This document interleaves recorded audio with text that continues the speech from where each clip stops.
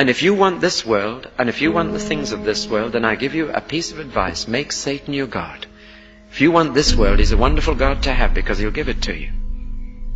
There's only one snag. There's always a price to pay. When the bill comes in, you may not be quite so happy, but he'll give it to you. He can give you money, he can give you fame, he can give you anything you want. Because it's his to give. Where have you been, Satan, says God in the book of Job? Well, I've been patrolling the earth, I've been looking around my estate. And he had. Now let's get this clear. That doesn't mean that God is helpless in this world. It does mean, and we've got to think this through, that God is allowing Satan to be prince of this world and God of this world. He's allowed it. And people say, what does God think he's doing allowing that? Well, I would just say my only answer to that one is, what's he doing allowing you to be like you are? Why should you blame him for allowing Satan to rebel when he allowed you to? The answer is very simple. He's a father and he will not force any of his creatures to go his way. And he gives you freedom to rebel. And we can't grumble about him giving the angels freedom, though they have superior intelligence and strength, because he gave us the same freedom and we've used it in the wrong way. The true Christian takes the devil very seriously indeed. Some of you listening to me tonight just know how seriously you take him. I just hope you never do have a direct encounter with him, because it's pretty scary. And you can only come through it because you know that he's already a defeated foe. Do you know there are 2 books in the Bible that the devil hates more than any other 2 books in the Bible? Out of all 66, there are 2 that say more about him than any others, and it's these that he has attacked more than any others. They are the one at the beginning and the one at the end, Genesis and Revelation.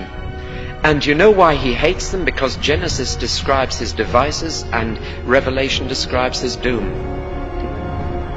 And he hates those 2 books. And there has been more scholarly attack on the book of Genesis than any other book, and more attempt to turn it into myth and legend and away from fact than any other book in the Bible. Why? Because Satan doesn't want you to believe that Genesis 3 ever happened. He doesn't want you to know how he got hold of Eve.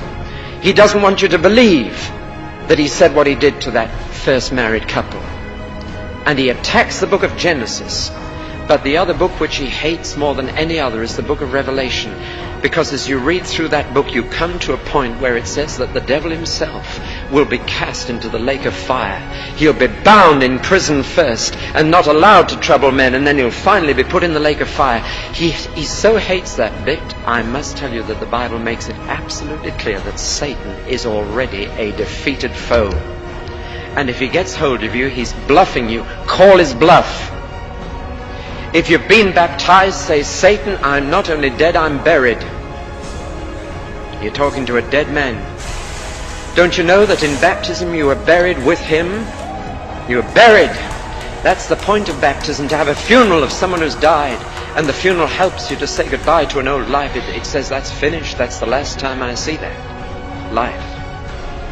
And Satan doesn't like people getting baptized for that reason. He doesn't like us having a public funeral of someone who's died.